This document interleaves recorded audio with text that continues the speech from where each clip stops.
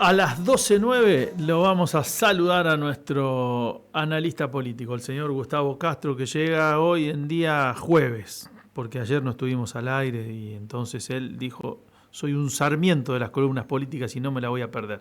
¿Qué dice mi amigo? ¿Cómo va eso?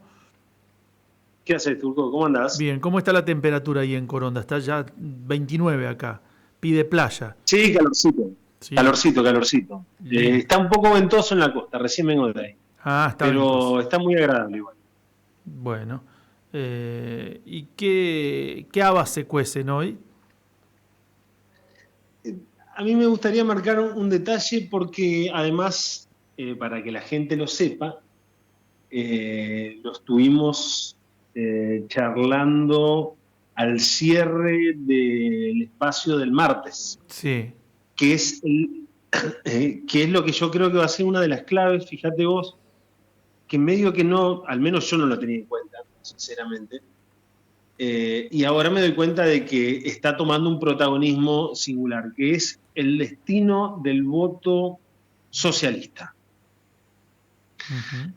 ¿A qué me estoy refiriendo? ¿Cómo Vos lo recordarás, caracterizás? Turco, que, Sí.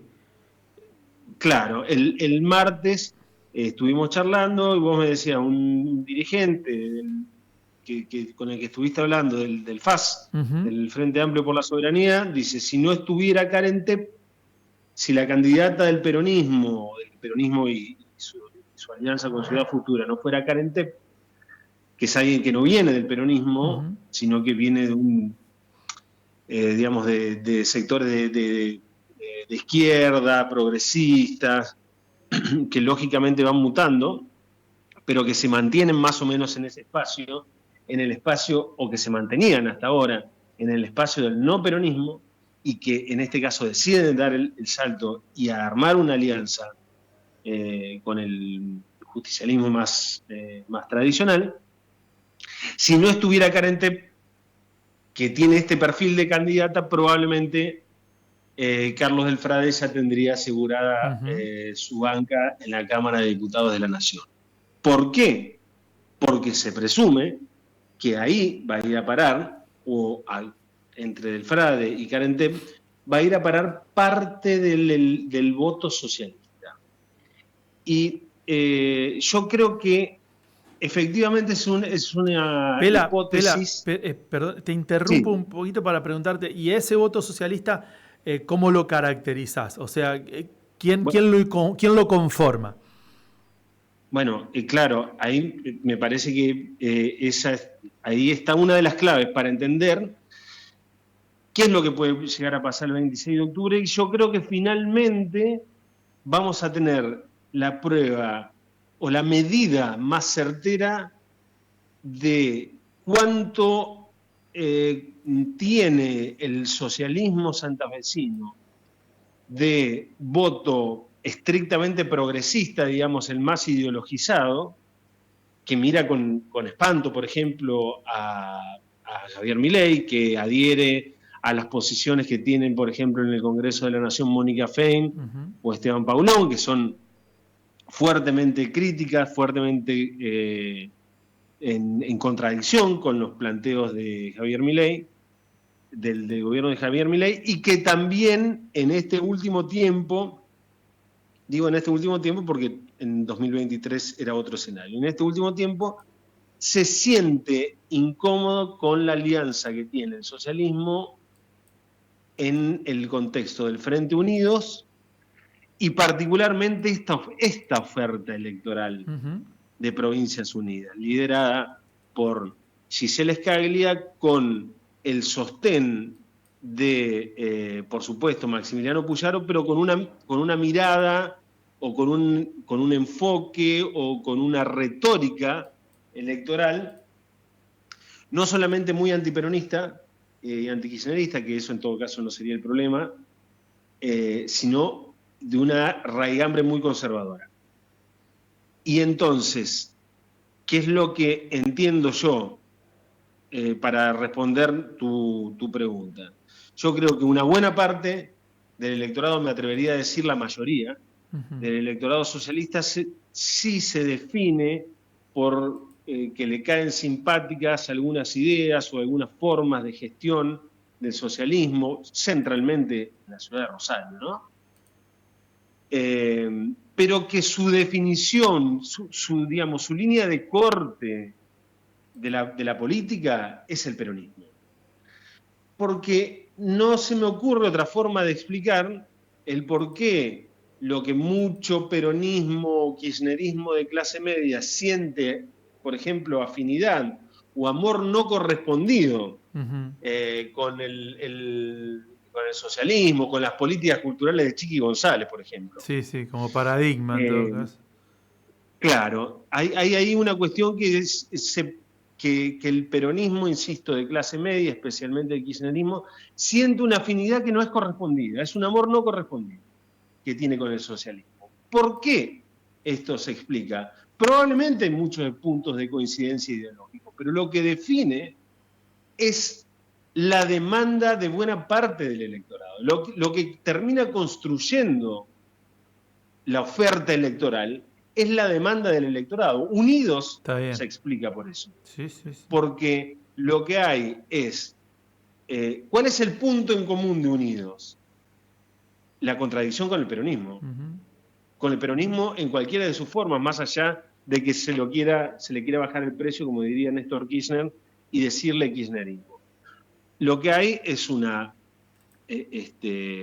rechazo, una repulsión, en algunos casos, al peronismo en cualquiera de sus formas. Y esa demanda del electorado es la que termina definiendo la oferta. Ahora bien, eso no significa que una porción, entiendo yo, menor, y déjame darte otro dato en el mismo sentido de lo que decía antes. ¿Por qué el socialismo santafesino nunca se planteó si ideológicamente, en teoría, tenía algunas cercanías, al menos con una parte del peronismo, ¿por qué nunca se planteó ir a una alianza en ese sentido? Y sí, en cambio, venir haciendo alianzas, desde, al menos que yo me acuerdo, la alianza santafesina, probablemente haya algún antecedente anterior, la alianza santafesina en el año 95, en donde estaban, por ejemplo, figuras que habían tenido un protagonismo estelar en la dictadura militar, como Alberto Natale, Sí, ¿no? sí, sí. Intendente de Rosario durante la dictadura. ¿Por qué? Porque la demanda, es decir, el electorado, construye la oferta. El electorado, no digo la militancia, el electorado en conjunto, la base electoral en conjunto del socialismo, permitía aliarse con Natale, ¿no? Lo que no permitía era aliarse con el peronismo, en ninguna de sus formas. Sí, y si querés, Dicho todo esto digo, refrendando esto, un capital simbólico que detenta el antiperonismo en sus marcos de alianzas, sacando esta cuestión tan emblemática como es lo de la dictadura, pero digo, sus aliados en cuanto a la representación social, digo, los aliados de la Bolsa de Comercio, los aliados de ese campo rancio, los aliados de la rural, los aliados de Vicentín. El estómago les da para todo eso, menos para el peronismo siempre. Sí, sí, sí, insisto, para el peronismo en cualquiera de sus formas. En cualquier versión, sí, inclusive desde el menemismo al kirchnerismo, desde Reutemann a Perotti, pasando por el Chivo Rossi, todo lo que a ustedes se les ocurra, ¿no? Esto me parece importante identificarlo. Ahora, ¿cuál es la novedad que tenemos? Que hay una porción, veremos de qué tamaño, que yo creo que es minoritaria en cuanto a la base electoral, pero que puede terminar en una elección pareja ser determinante. Hay una porción del socialismo, aquel socialista, el adherente, el votante más ideologizado, insisto, el que defiende las ideas del progresismo, que piensa, por ejemplo, en el feminismo, ¿no? Que el socialismo tiene un caudal de militancia feminista muy importante. ¿Cómo le cae, por ejemplo, que venga Puyaro o Escaglia y digan Karen Tepp, la mujer de Monteverde o la mujer de los Condes? Claro. Y yo creo que le cae pésimo. ¿Cómo le cae esta retórica, insisto, de campaña? Porque después en el gobierno, o sea, la cuestión pasa por otro lado, ¿no? Pero más allá de eso, ¿cómo le cae esta retórica tan conservadora que tiene hoy esta campaña de Unidos? Ni que hablar de los enojos por ejemplo, las políticas salariales del gobierno frente a la docencia, por poner un ejemplo, ¿no? Entonces, es probable que, o a mí me resulta muy probable, que tengamos una porción del socialismo, el electorado más ideologizado, más progresista, sí, el del socialismo, que en simpatizante. parte ya se haya ido al FAS en su momento, y que ahora esa tendencia se esté profundizando, pero en con otra opción electoral que le asoma como atractiva, que es la figura de Carenteno y el proceso de ciudad futura en general. Por eso, y a mí me parece, como para que no sea solamente una especulación, hay un dato de estas últimas horas que permite sospechar que la cosa viene por ese lado. Que a Unidos se le está escapando el voto socialista o una parte del voto socialista y que eso puede llegar a resultar definitorio. La aparición en la campaña de Clara García.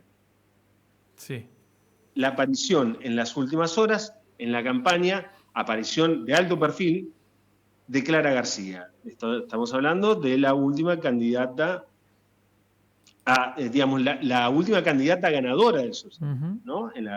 Vemos en la categoría de diputados provinciales, la presidenta de la Cámara de Diputados y además la última compañera de vida de Miguel Vilches.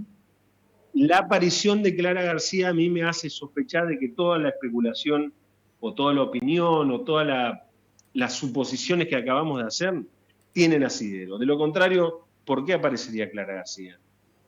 Si no fuera para tratar de cortar una sangría de votos del centro a la izquierda que todavía se mantienen, votos propios, ¿no?, del socialismo, que todavía se mantienen en Unidos o que hasta ahora se mantenían en Unidos y que probablemente estén pispeando, al menos para esta elección en particular, algunas otras opciones en el horizonte.